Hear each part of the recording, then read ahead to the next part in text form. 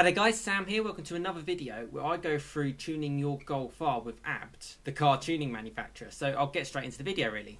So yes, you join me once again for another video on a Sunday morning here in the UK. Hope everyone's well. Once again, thanks so much for the support to the channel. Please subscribe. There's plenty of content on the Mark 8 Golf R coming up, plenty of content of my Mark 7 Golf R, which I've owned for quite a few years. Bits of fast forward content, bits of Porsche content as well, but it's a really nice community channel and yeah, I think you'd really like it, particularly during this lockdown phase. I'm doing a video a day here in the UK, so yeah, get involved if you're not already. And if you are, thanks again so much for the continued support.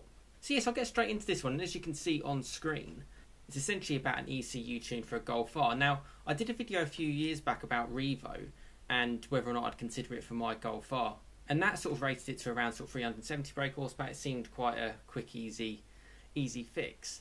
And the reason why I wanted to mention this one is simply because the power is quite modest at 350 brake horsepower and 440 newton meters of torque.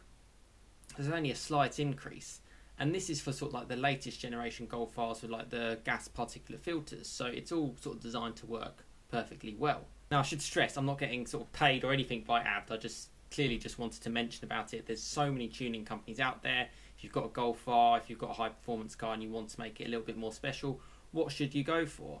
And I've seen a few of these on the road, like ABT RS3s, or a lot of part of like the Audi group as well. But you can also get it for your Golf R. It is as simple as like an ECU chip tune kind of thing.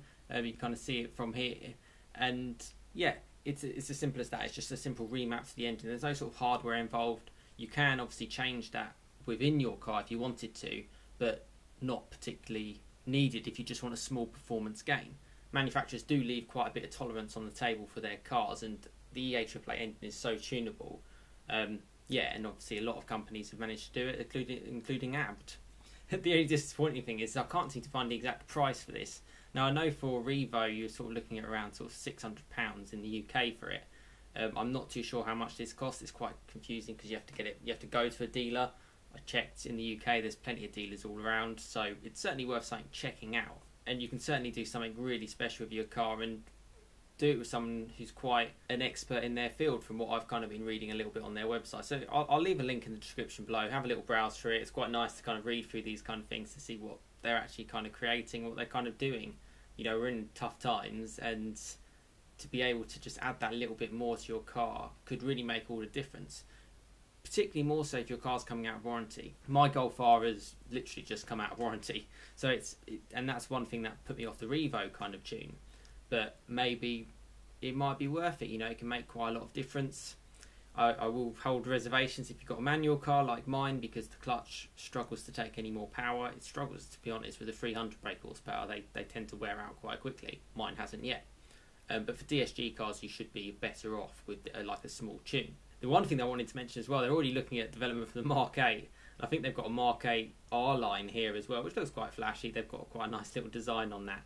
And yeah, again, it's another potential tuning opportunity for them.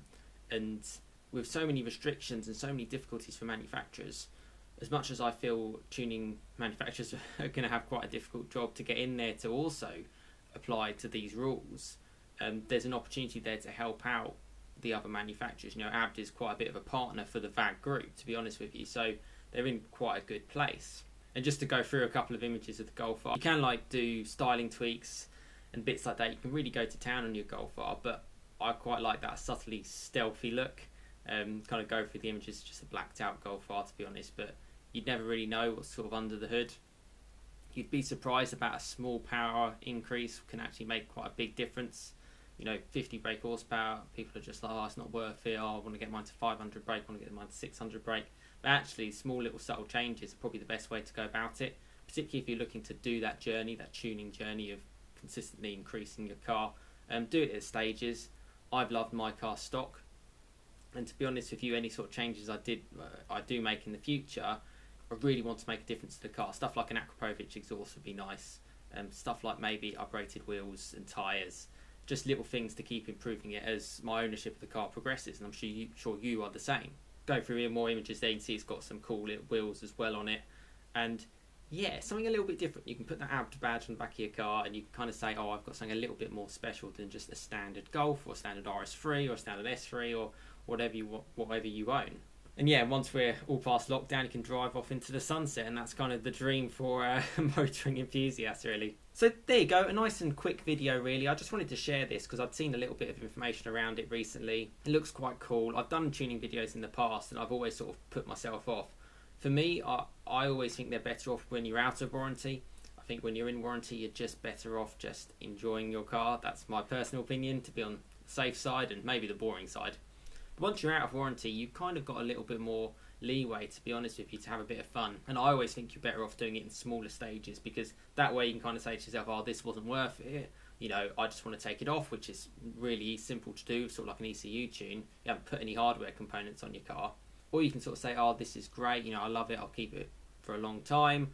Or you could then say to yourself, oh, I want a little bit more, keep going, which is a lot of people do in the tuning world. And they can end up spending quite a lot, but that's people's choices.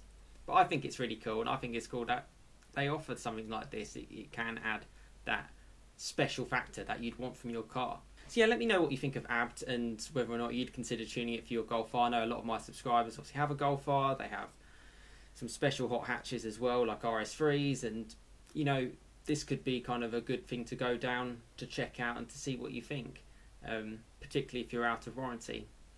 Or let me know if you think stock and OEM is where you're at. I think if you're long-term subscribers to my channel, you probably know that's where I'm at.